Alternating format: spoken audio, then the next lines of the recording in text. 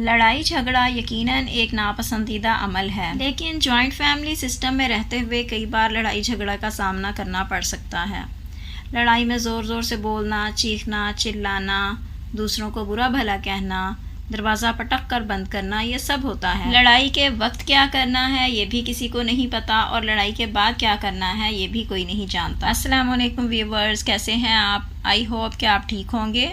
الحمدللہ میں بھی ٹھیک ہوں۔ تو آج میرے کچن میں جو کھانا بن رہا ہے وہ ہے میتھی پالک آلو۔ ہر روز کی طرح میں آپ سے اپنی کچن روٹین شیئر کروں گی، اور اس کے ساتھ ساتھ میں آپ سے بات چیت بھی کروں گی۔ اس سبزی کی کٹنگ کرنا بہت ٹائم ٹیکنگ ہوتا ہے۔ جہاں پر بھی آپ یہ سبزی کٹنگ کریں گی آپ کو وہاں کی صفائی کرنا ضروری ہو جائے گی، تو اس لیے میں کچن میں ہی یہ سارا کام کر لیتی ہوں تاکہ کچن صاف کر کے ایک ہی بار فری ہو جاؤں۔ بہت سے لوگ پہلے سبزی کٹنگ کرتے ہیں اور بعد میں اس کا کوکنگ پروسیس سٹارٹ کرتے ہیں، لیکن میں ساتھ ساتھ ہی کوکنگ کرتی جاتی ہوں اور ساتھ ہی کٹنگ کر کے سبزی تیار کر لیتی ہوں۔ تو چلتے ہیں اپنے ٹاپک کی طرف کہ جب جوائنٹ فیملی میں لڑائی ہو تو ایسا کیا کیا جائے کہ ماحول کو بہتر بنایا جا سکے اور گھر میدان جنگ نہ بنے۔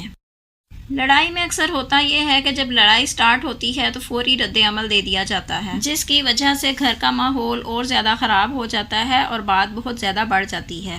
اس لیے جب کوئی تلخ بات کہی جائے تو فوری طور پر جواب دینے کی بجائے کچھ وقت لیں اور سوچ سمجھ کر جواب دیں۔ جب آپ ایسا نہیں کرتی تو آپ اکثر پارٹ آف دا پرابلم بن جاتی ہیں۔ آپ کے اندر خون کھول رہا ہوتا ہے، آپ ایگریسو ہو جاتی ہیں۔ اگر سامنے والے نے آپ کے ساتھ کوئی تلخ بات کی ہے تو آپ اس سے بھی بڑھ کر تلخ جواب دیں۔ اینٹ کا جواب پتھر سے دے کر سامنے والے کو اس کی اصلیت آج بتا ہی دیں، لیکن ان سب چیزوں کے کرنے کے بعد آپ اکثر بعد میں پچھتاوے کا شکار بھی ہو جاتی ہیں۔ یہ لڑائی ساس بہو میں بھی ہو سکتی ہے، نند بھابھی میں بھی ہو سکتی ہے، دیورانی جٹھانی میں بھی ہو سکتی ہے، یا پھر کسی اور رشتے کے درمیان بھی یہ لڑائی ہو سکتی ہے۔ تو اگر آپ اپنی اسٹریٹجی تھوڑی چینج کر لیں، اس وقت میں خود پر تھوڑا سا قابو پا کر کچھ باتوں پر عمل کریں، تو آپ پارٹ آف دا پرابلم بننے کی بجائے سلوشن آف دا پرابلم بن سکتی ہیں۔ یعنی کہ پرسکون رہیں، غصے میں کوئی بھی صحیح فیصلہ نہیں کر سکتا۔ لڑائی شروع ہونے پر خود کو پرسکون کرنے کی اور دوسروں کو پرسکون کرنے کی کوشش کریں۔ جگہ چینج کر لیں، اگر ممکن ہو تو لڑائی والی جگہ سے ہٹ جائیں تاکہ ماحول کو ٹھنڈا کیا جا سکے۔ اور پھر بڑے چھوٹے کا احترام بھی بہت ضروری ہے۔ بحث کے دوران بد زبانی، بد کلامی اور توہین آمیز الفاظ سے پرہیز کریں۔ یہاں پر میں جو بات کر رہی ہوں یہ پر زوم کرتے ہوئے کر رہی ہوں کہ سارا کا سارا قصور سامنے والے کا ہے، آپ کے ساتھ غلط کیا گیا ہے، تب بھی آپ کو اعلیٰ اخلاقیات کا مظاہرہ کرنا ہے۔ آپ کے سامنے جھگڑا کرنے والی آپ کی بہو بھی ہو سکتی ہے، ساس بھی ہو سکتی ہے، آپ کی دیورانی جٹھانی بھی ہو سکتی ہے، آپ کی ناند یا بھابھی بھی ہو سکتی ہے۔ اب جوائنٹ فیملی سسٹم کی لڑائیوں میں یہ مسئلہ بھی ہوتا ہے کہ آپ جس کی بھی بات سنیں آپ کو وہی سائڈ سچی لگتی ہے، وہی انسان سچا لگتا ہے، کیونکہ ہر انسان سچویشن کو اپنے اکارڈنگ بنا کے پیش کرتا ہے۔ اس طرح حقیقت دب جاتی ہے کہ سچا کون ہے، کیونکہ آج کے اس وقت میں ہر انسان اپنے حقوق کی جنگ لڑ رہا ہے اور اپنے فرائض سے غافل ہے کہ آج کل تو لوگوں کو حقوق سے بھی بڑھ کر چاہیے۔ تو لڑائی کے وقت آپ کو کچھ باتوں کا ضرور خیال رکھنا ہے تاکہ صورتحال کو بہتر بنایا جا سکے۔ جب بھی دو لوگوں کے درمیان لڑائی ہوتی ہے تو دونوں سائڈ سے زور زور سے آوازیں آ رہی ہوتی ہیں، چیخنا چلانا ہوتا ہے اور ایک جنگ کا سا سما ہوتا ہے۔ تو ایسا سین اگر گھر میں ہفتے 15 دن میں یا مہینے میں ایک بار ہوتا ہے تو آپ کے لیے پہلا اصول یہ ہے کہ لوز ٹاک مت کریں۔ آپ کے منہ سے نکلا ہوا گندا لفظ، غلط لفظ نیگیٹو وے میں چلا جاتا ہے۔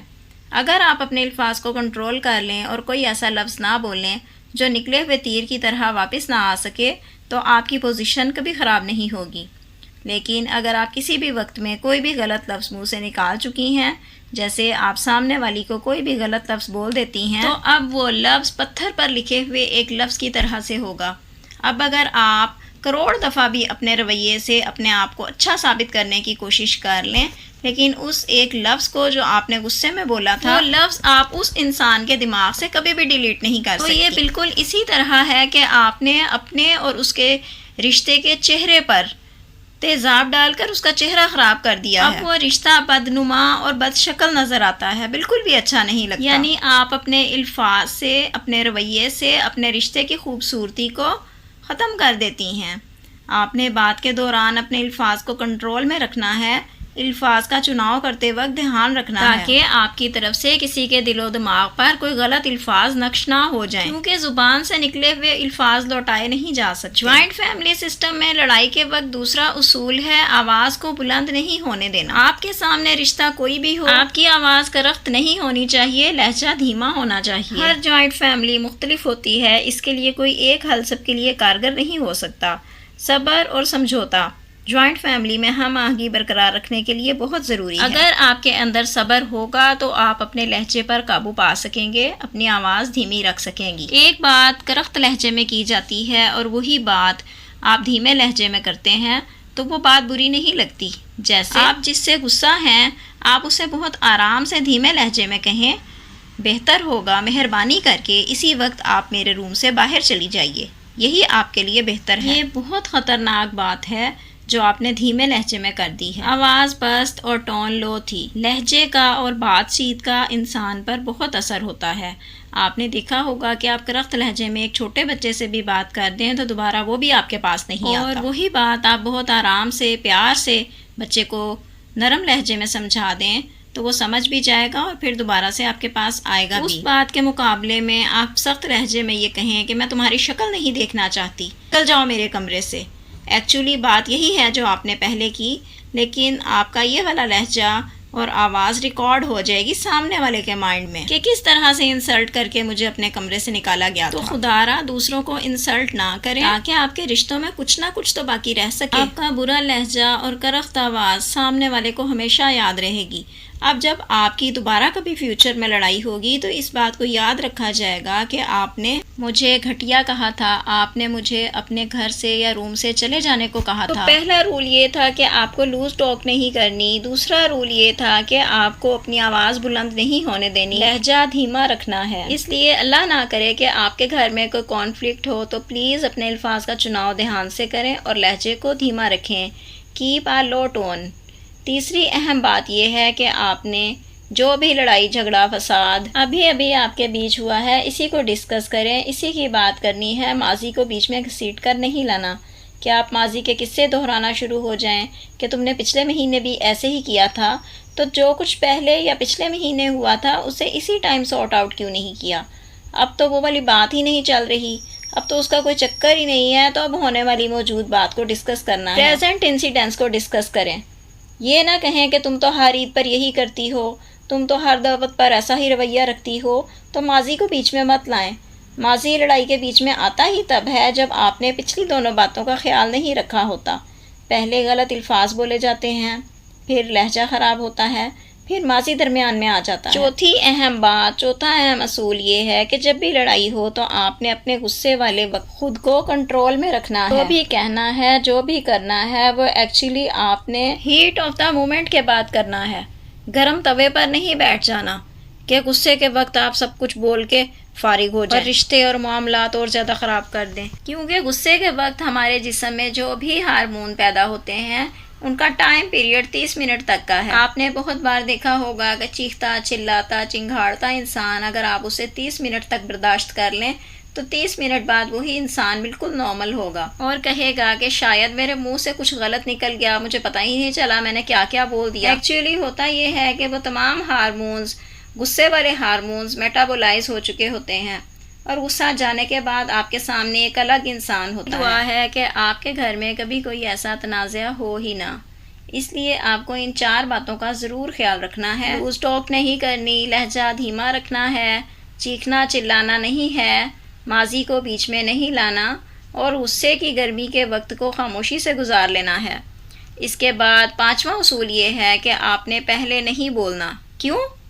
کیونکہ جب تک سامنے والا نہیں بولتا آپ کو اس کے لیول کا نہیں پتہ ہوتا، آپ کے پاس انکمپلیٹ ڈیٹا ہوتا ہے۔ اور کسی بھی محفل میں یہ یاد رکھنے کی اہم بات ہے کہ بات اسی کی مانی جاتی ہے جس نے بات اینڈ میں کی ہوتی ہے، پہلے شور شرابہ کرنے والے کی بات نہیں مانی جاتی۔ تو لڑائی کے شروع میں ہی آپ نے یہ نہیں کہہ دینا کہ میں تو ویسے ہی تمہارے بہت خلاف ہوں، میں تو تمہیں پسند ہی نہیں کرتی۔ اس طرح تو آپ نے اپنا سارا کچھ ایکسپوز کر کے رکھ دیا۔ اس لیے پہلے دوسرے کو سنیے، اسے آبزرو کیجئے اور اس کے بعد بولیے۔ پہلے دوسرے کے منہ سے ساری باتیں سنیے، اس کے بعد سوچ سمجھ کر ناپ تول کر بولیے، تو معاملہ یہاں پر ہی ختم ہو جائے گا۔ سامنے والے شخص کی بات کو سمجھنے کی کوشش کیجئے۔ بہت بار ایسا ہوتا ہے کہ اگر آپ سامنے والے کی بات کو دھیان سے سن لیتی ہیں اور آپ کو بات سمجھ میں آ جاتی ہے تو آپ ریئلائز کر لیتی ہیں کہ اس میں تھوڑی سی غلطی آپ کی بھی تھی۔ اس طرح معاملات خراب ہونے کی بجائے ٹھیک ہو جاتے ہیں اور آئندہ نوبت یہاں تک نہیں آتی۔ ایک اور اہم بات یہ ہے کہ آپس میں حدود کا تعین کر لیں۔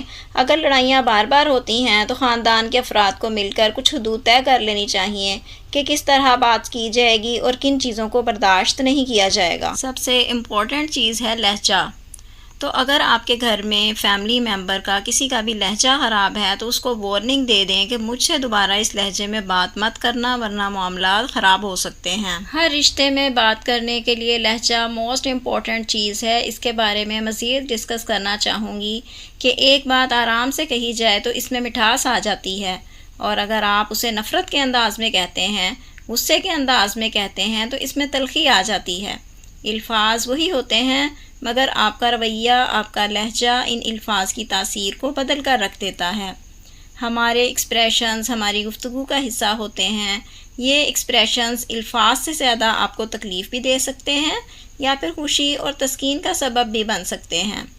پھر جب ہم گفتگو کرتے ہیں تو چہرے کو، آنکھوں کو، آئی بروز کو، اپنی گردن کو کتنا ہلاتے ہیں، جاتے ہوئے دروازہ کیسے بند کرتے ہیں، یہ چیزیں بھی بہت میٹر کرتی ہیں، بہت امپورٹنٹ ہوتی ہیں۔ اکثر آپ بولے بغیر اپنے ایکسپریشن سے دوسرے کو بہت کچھ محسوس کروا دیتے ہیں، تو آپ کو ان چیزوں کا بھی بہت خیال رکھنا ہے۔ آپ کے لفظوں کا انتخاب کیسا ہے؟ بعض اوقات اس انتخاب میں آپ ایسی غلطی کر جاتی ہیں کہ وہ لفظ گولی بن جاتے ہیں جو انسان کو قتل کر دیتے ہیں۔ وہی بات کہ رشتہ قتل ہو جاتا ہے، ہمارے سگے رشتوں میں بھی ایسی باتیں کہہ دی جاتی ہیں کہ عمر بھر نہیں بھلائی جاتی۔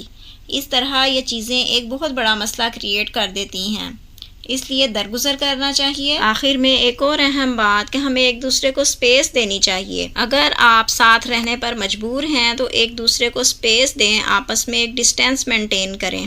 ہر وقت ایک دوسرے کے سر پر مت چڑھے رہیں، آپس میں تھوڑی سی دوری اختیار کریں تاکہ معاملات زیادہ خراب نہ ہوں۔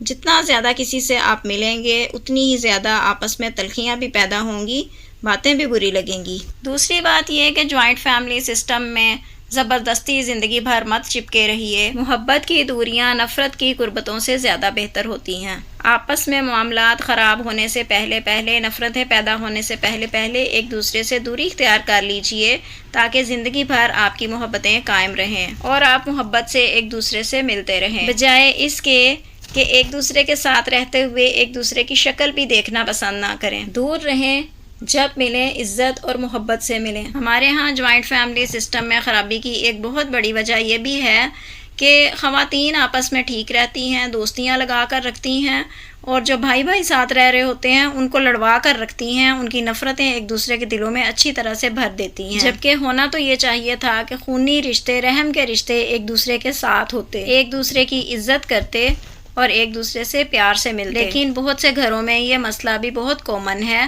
کہ بھائیوں کو لڑوا دیتی ہیں اور خود اپنے رشتے نبھاتی رہتی ہیں۔ بات تو تلخ ہے لیکن حقیقت ہے۔ خوشیاں اور سکون بانٹیے، خوشیاں اور سکون حاصل کیجیے۔ اللہ تعالیٰ ہم سب کو دونوں جہان میں عافیت عطا فرمائے اور دونوں جہان میں ہمارا حامی و ناصر ہو۔